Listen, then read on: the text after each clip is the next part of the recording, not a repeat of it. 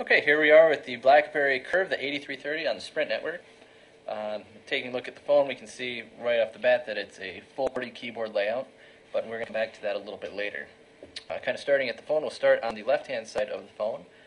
As we can see, starting from left to right, we've got a 3.5mm headphone jack for convenient use of standard headphones like you'd find on any MP3 player or Walkman type device.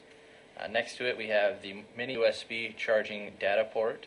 And right next to it, might be a little hard to see, this black button we have is a convenience key, changeable to just about any application in your phone. However, BlackBerry has it set up to the voice activated dialing. Going to the other side of the phone, we have another smart key on the left. This is currently set up for the camera option, again changeable to any of the applications. Next to it, we have our volume toggle down and up. On the top of the phone, we also have another convenience key. This one is dedicated for mute function, or if you press and hold, it puts the phone into standby mode, preventing it from pushing keys while it's in a pocket or purse.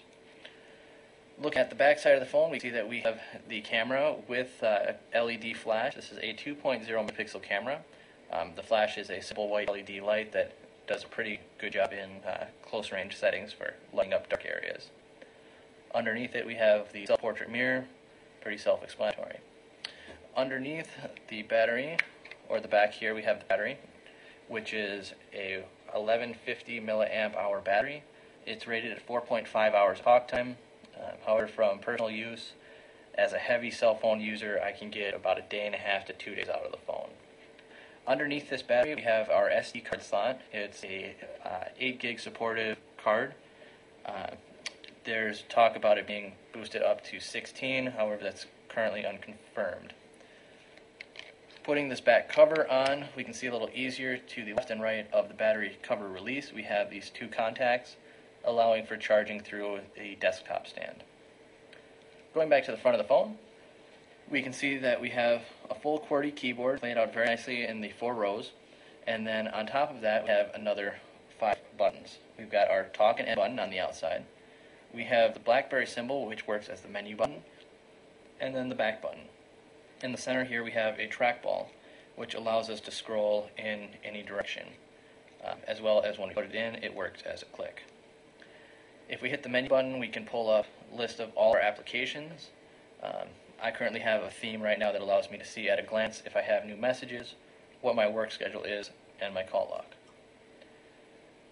Getting into probably one of the most important features about getting BlackBerry is messaging options. When we go into the menu, we can see that we have a list of all of our messages. We can go in, we can text message. The new 4.5 operating system that BlackBerry has allows us to now send picture messages from the phone itself through the menus instead of just sending it as an email. The screen, kind of sticking with the picture messaging, is a very well laid out screen. It's very clear. It's a QVGA quality screen. It's 320 by 240. It's great for picture messaging. It's great for camera use. I've used it to watch videos. For being a cell phone screen, I've been very impressed with it. Going back to videos, this phone does allow for streaming videos from sites like YouTube or other Flash-based web programs. With the BlackBerry App Store now out, it allows for a plethora of programs to be downloaded, anywhere from social networking, like I have Facebook and Twitter on here, to Google, Wall Street Journal. I've got Texas Hold'em and other programs depending on your interests. The phone comes equipped with BlackBerry Maps, which is a GPS program designed by BlackBerry for navigation through areas you might be unfamiliar with, as well as carrier-specific like Sprint Navigation, Sprint Music, and Sprint TV. These programs are self-explanatory, but they're used only on the Sprint network. Other carriers may have different options. Overall, this phone has been very impressive. It's been very practical. It's held up to the wear and tear of daily use, and I think it's a highly recommended phone for just about anybody that's willing to spend a little bit extra on the data plan.